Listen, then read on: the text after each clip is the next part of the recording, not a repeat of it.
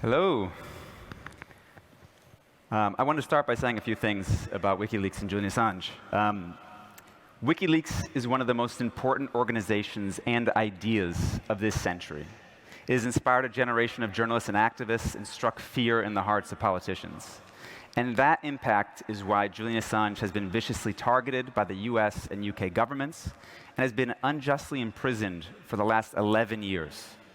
Julian is now awaiting extradition to the US on ridiculous espionage charges that would effectively criminalize much of investigative journalism.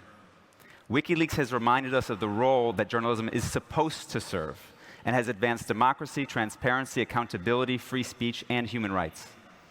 Stella, you, Julian, and all of your colleagues have been so courageous in the face of spying, harassment, torture, prison, defamation, and lies. And I think that you deserve a big round of applause. So. Thank you.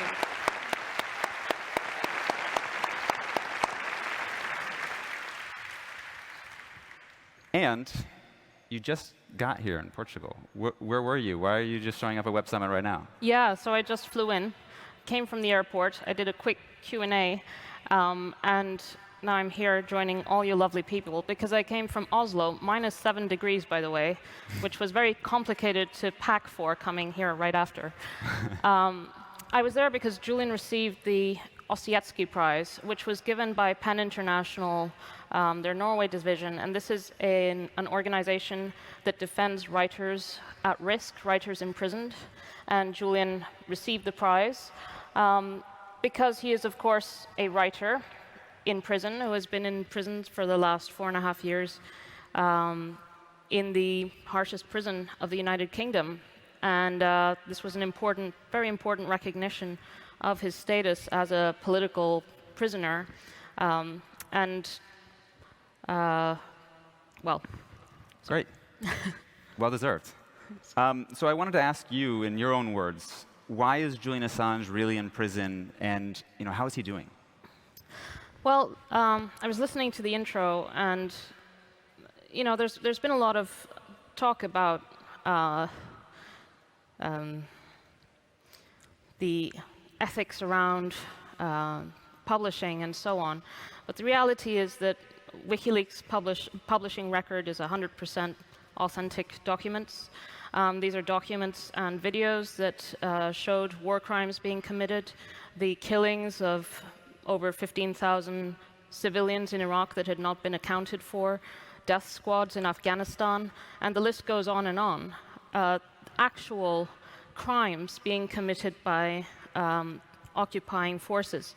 And of course, the reality is that Julian is imprisoned because he's being punished because he exposed a superpower that is in decline and that is willing to violate its own constitution, its own principles on free speech and freedom of the press in order to persecute a journalist.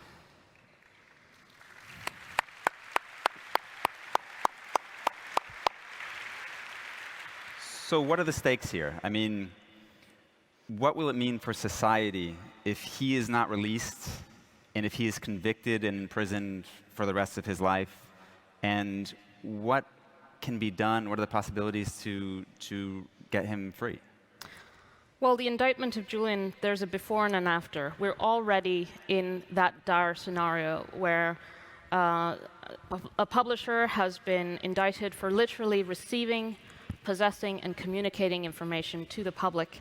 And of course, he received that information from Chelsea Manning, who has been speaking at the Web Summit, a heroic whistleblower who saw these war crimes and indiscriminate killings and blew the whistle and was imprisoned for it. And but when they took this indictment against Julian, they really crossed a line that hadn't been crossed before. They used the US Espionage Act to indict a publisher. And of course, he's not actually accused of espionage per se. There's no allegation that he was publishing on behalf of a foreign power, rather that he was publishing on behalf, for the benefit of the public. And so this is a complete reframing of journalism as a danger and as something that needs to be restricted. Julian is not a US citizen. He is Australian. He was in the European Union at the time when he was publishing in partnership with other organizations, The Guardian, El País, and so on, New York Times. And they published the same information, also classified documents that were unauthorized. And so you could use the same principle to go after them. The New York Times problem, the famous. The New York Times problem, and this is what the Obama administration, the reason they gave, because the Obama administration didn't prosecute Julian over the Chelsea Manning leaks. In fact, they said they wouldn't. It was the Trump administration that brought this indictment in a context in which Donald Trump and his administration wanted to set a precedent, legal and political, to chill the press, to restrict freedom of the press, to make it dangerous to publish truthful and hard-hitting journalism. And that's where we find ourselves today. But the Biden administration is now in office, so everything's solved now, right? Right. So the Biden administration has continued Donald Trump's most dangerous and enduring legacy to bring a prosecution against a journalist for having published truthful information. And the Washington Post, New York Times, every major free speech organization, human rights organization, Amnesty International, and so on, they all say that this case is the greatest threat to press freedom globally, that he has to be released, and that this is a political persecution that basically criminalizes the public's right to know the truth. So before we came on stage, we were talking, and you told me that you never really wanted to be the person sitting on the stage or in the spotlight, and that, but you were also born into an activist family and background. You could have, you're a lawyer, you went to a nice, prestigious university, you could have had a much simpler, quieter, comfortable life, and instead you face so many sacrifices and injustices on a daily basis. And I'm wondering, was there a moment that you chose this path? Why are you here now, and what keeps you going despite all of the intense pressure that you're under? Well, my background is, I was born in South Africa, but my parents were working in the development field in Botswana and Lesotho, and they were involved in the anti-apartheid struggle. I grew up, with people who were politically active, fighting injustice, writers, intellectuals, painters, and so on. And that was really part of my upbringing, and also dramatically, during that time when we were living in Botswana, my parents' friends, several of my parents' friends, but one very close friend got assassinated by a death squad, essentially, from South Africa that crossed the border in 1985. I was only 2.5, but this event kind of really shaped my outlook about, this affected us very closely.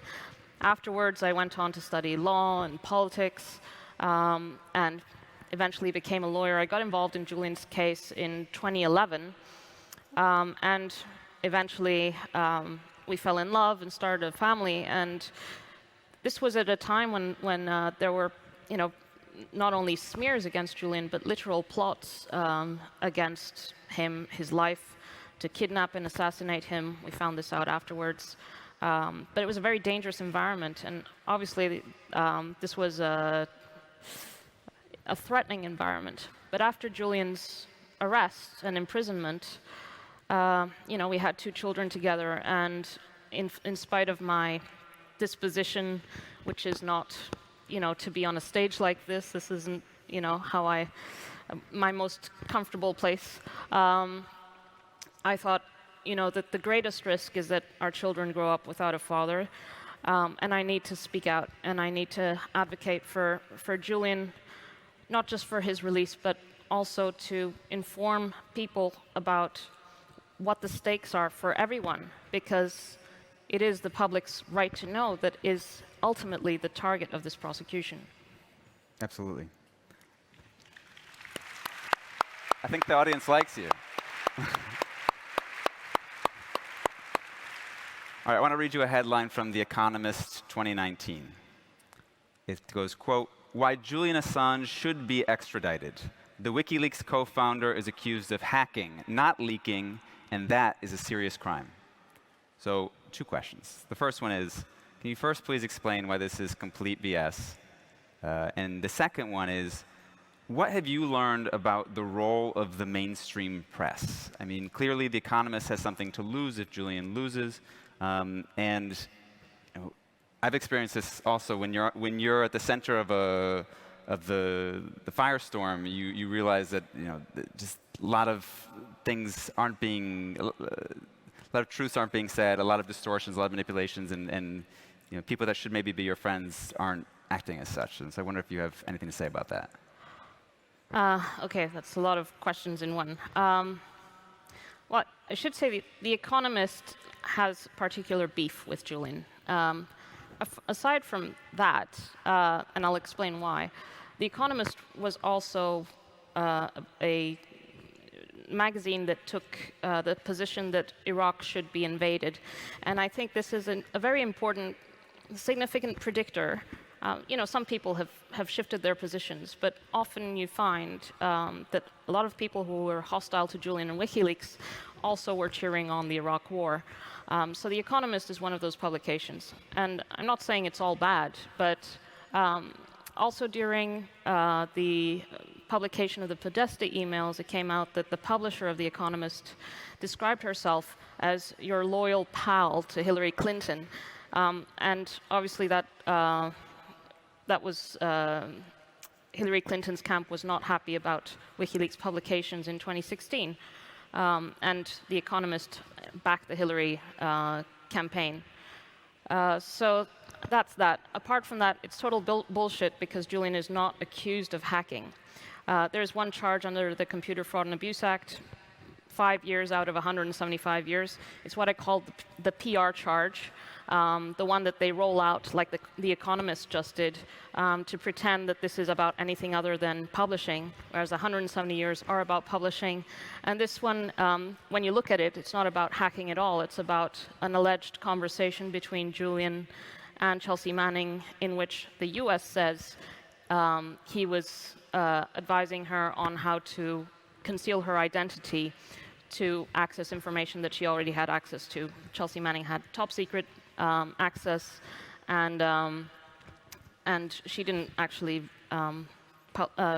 leak any top secret information. They both deny this, right? Absolutely, they both deny it. But the U.S.'s case is that the computer charge was to conceal Chelsea Manning's identity and not to access any information. And the press. The press.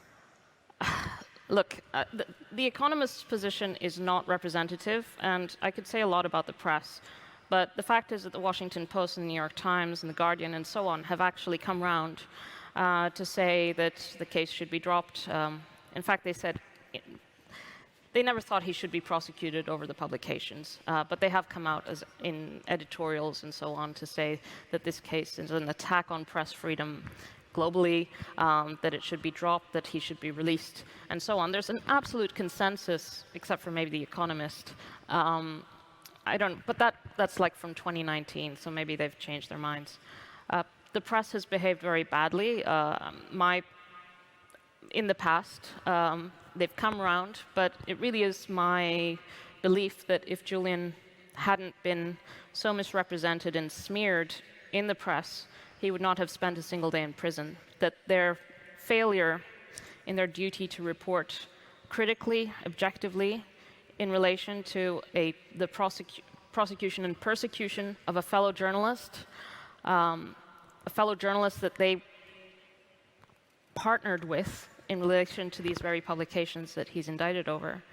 That is a terrible misconduct, basically, a miscarriage of the journalistic profession. And Julian's imprisonment is a result of a concerted effort to try to undermine his political support, distort his views, distort his positions. Lots of false stories were published, including in some of these very papers. I think it's important to point out that it doesn't matter what you think about Julian Assange. Clearly, you like him, but not everybody here has to. It's because this prosecution is not about his political positions or choices that he's made of who he likes or doesn't like politically. It's about these much bigger issues that have these huge knock-on effects, and it's global, right? I mean, if he's allowed to be prosecuted in this way in the United States, it's a signal to the rest of the world that this is a behavior that's okay and that should happen in countries like Brazil or in Mexico or anywhere. Well, if you think about it, I mean, as I said, Julian's Australian, he was in Europe. The US is using its laws extraterritorially to restrict speech in Europe, to restrict speech of a foreign national. And what is to prevent any other country from using the same principle? Well, maybe Burkina Faso has certain secrecy laws that they want to apply in Portugal to a Portuguese or an Italian journalist. It's the same principle. This is the same case. And of course, it's completely mad. Yeah, a reporter from the Intercept Brasil we just published yesterday. She was sentenced to a year in prison for publishing something that a judge didn't like. And so I think it's clearly there's a connection, and this is a global tendency that's important to point out. I wanted to switch gears a little bit and ask you, looking back, WikiLeaks and Julian have had this massive influence over the last 17 years with global politics and so many fronts. And do you have a sense of what Julian is most proud of from all this work that he's done with his colleagues? And is there any impact that has come out of this ordeal that keeps him and you inspired? Well, I resist speaking for him, but I do know that he is especially proud of having contributed to the win at the European Court of Human Rights of Khalid al-Masri. Now, this is a German citizen who was abducted, renditioned by the CIA. He was taken by a plane. He was tortured in a secret prison in Iraq. And when they realized that they had the wrong Khalid al-Masri, it was a case of mistaken identity, they dumped him in Macedonia a few months later, after having been tortured and so on. Anyway, he tried to sue the United States in the United States, but then it was deemed that this concerned national security, and so he didn't have standing. And then he went to the European Court of Human Rights, and he used WikiLeaks documents in order to win his case before the European Court of Human Rights. So this is, a real-world effect of the good that WikiLeaks has done to be able to demonstrate the use of torture, the complicity of European states in many cases, and also the way the US Embassy was pressuring, for example, the German government into refraining from seeking the extradition of the people who were involved in his torture and abduction. So we've seen interference in judicial processes of European countries into the sovereignty of European countries recorded and documented in these publications. And so it's of incredible importance to our own preservation of the integrity of our own democracies. Sure. We're running a little short, but I want to ask you a big question that I think you want to talk about. You and Julian both signed the Westminster Declaration, which is a treatise about the limitations of free speech that's being done under the guise of preventing disinformation and misinformation. People from all over the political spectrum signed this. And obviously, there's the government element that we've already discussed. But what is big tech doing to limit freedom of speech and our ability to publish journalism? And what needs to be done to turn it around? Well, the problem is, basically there's a revolving door between tech and government and intelligence agencies that are restricting our ability to perceive reality and the discussion that we're able to have openly. There is no public space. There's a space that is controlled by actors that we cannot see and by restrictions that that have no oversight. So it's a really big problem, and there needs to be a good, a strong counter push.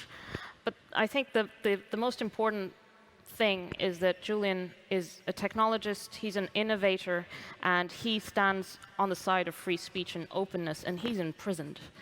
And the only hope that we have in order to have an open, free society that the odds are stacked against us unless we can push back, and freeing Julian is essential in that fight.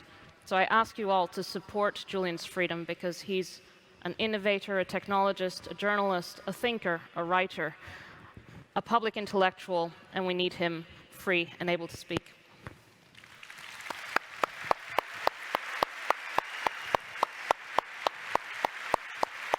All right, we got time for one more.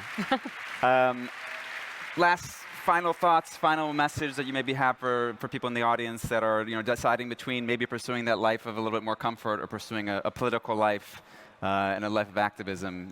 Any inspiring thoughts or message to share? Well, look, I think the supposition that not speaking out, not taking positions that you actually believe in your interior is easier, I think that's completely false.